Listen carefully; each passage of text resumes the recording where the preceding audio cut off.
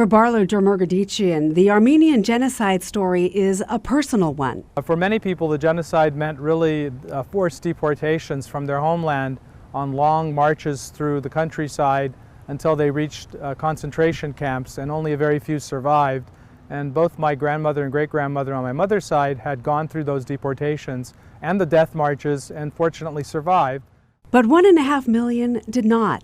It's important to Dermurgadichian that they are not forgotten. He stands in front of the Fresno State Armenian Genocide Memorial that he helped build to keep their memory alive. Not only to commemorate and to educate, but also to inspire.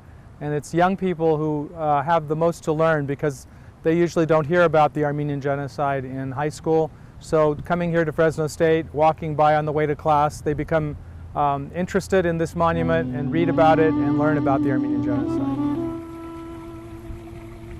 The monument tells the story of the Armenian people in pictures of landmarks, architecture, and culture. But it doesn't depict the horror of what happened to Armenians from 1915 to 1923. That's left to historic photos hidden away in books and journals, the intentional starvation, rape, and beheadings, and the death marches that witnesses called extermination under the guise of deportation. The memorial draws Armenian authors and scholars from around the world who come to Fresno State to share their stories and research.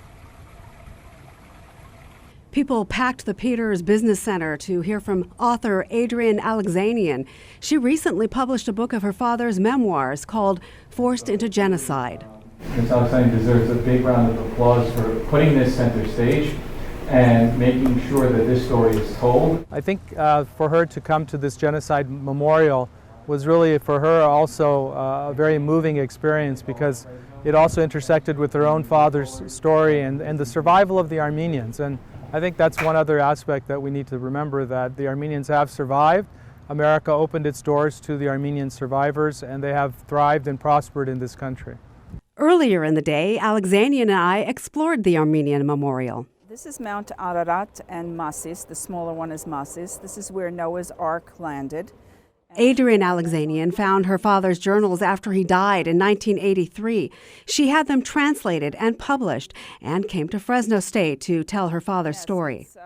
None of the 51 who went on the deportations. Yervant Alexanian was conscripted into the Turkish Ottoman Army when he was a teenager.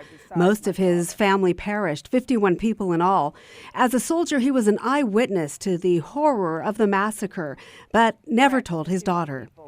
As my father said, he watched them disappear over the hill, never to be seen again. My father asked his commanding officer if he could go on the deportation march with his family.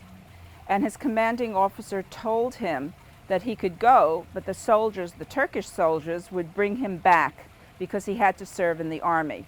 Also, his mother said that she wanted him to stay and serve in the army because she had ominous premonitions that something terrible was going to happen to them. And she thought that if he stayed and served in the army, at least his life would be saved. The memorial, a fitting tribute to her father, the 1.5 million who died, and those who survived and still remember. This monument, when people come here, especially non-Armenians, and they read about our heritage, our culture, our religion, everything about us, it makes a very big difference, because when they hear about the Armenian genocide, that it impacts them even more. And it just exposes the world to who we are as a people and what we went through.